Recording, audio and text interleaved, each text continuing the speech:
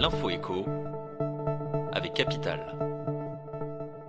Le chiffre du jour, 215,5 €, c'est le montant moyen des frais bancaires dont doivent s'acquitter les Français en 2020, en hausse de 0,2% par rapport à 2019.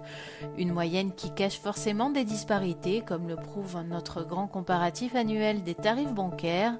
Réalisé en partenariat avec le comparateur Panorabank, cette étude a passé au peigne fin plus de 100 enseignes majeures du marché.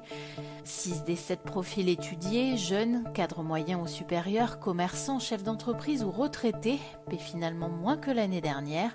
Seuls les employés paient davantage en 2020. La baisse la plus forte se constate auprès des chefs d'entreprise, qui passent de 429 € de frais annuels à 420 €. Découvrez pour chaque profil le classement exclusif de Capital des établissements les moins onéreux. L'info pratique Capital, vous êtes en chômage partiel et vous ne savez pas comment occuper votre temps, eh bien vous pouvez suivre une formation professionnelle gratuitement financée par l'État, à condition toutefois que votre entreprise en fasse la demande à l'administration. C'est auprès de votre entreprise que vous pourrez retrouver le catalogue de ces formations gratuites. Du côté des formations éligibles, on retrouve toutes celles qui conduisent à une montée en compétences des salariés, soit par l'obtention d'un titre ou d'un diplôme reconnu par l'État, soit par l'obtention d'un certificat. Les bilans de compétences peuvent être également pris en charge à 100% par l'État, mais confinement oblige, ces formations doivent obligatoirement être démarrées à distance. Autre contrainte, la durée de la formation ne doit pas dépasser le nombre d'heures en chômage partiel.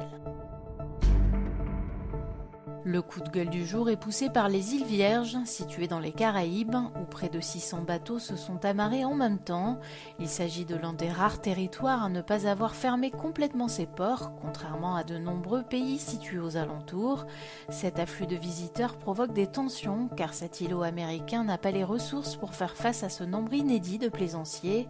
Outre les risques de contamination, l'augmentation de la pollution inquiète les habitants de ce petit archipel. On termine avec Système U et Carrefour. Les deux enseignes ont annoncé qu'à partir du 4 mai, elles proposeraient à la vente des masques de protection à bas prix. Des masques chirurgicaux et des masques en tissu certifiés seront disponibles chez Système U pour un prix à l'unité compris entre 2 et 3 €. Chez Carrefour, ils seront vendus à prix coûtant, soit moins de 2 € pièce. C'était l'info écho avec Capital.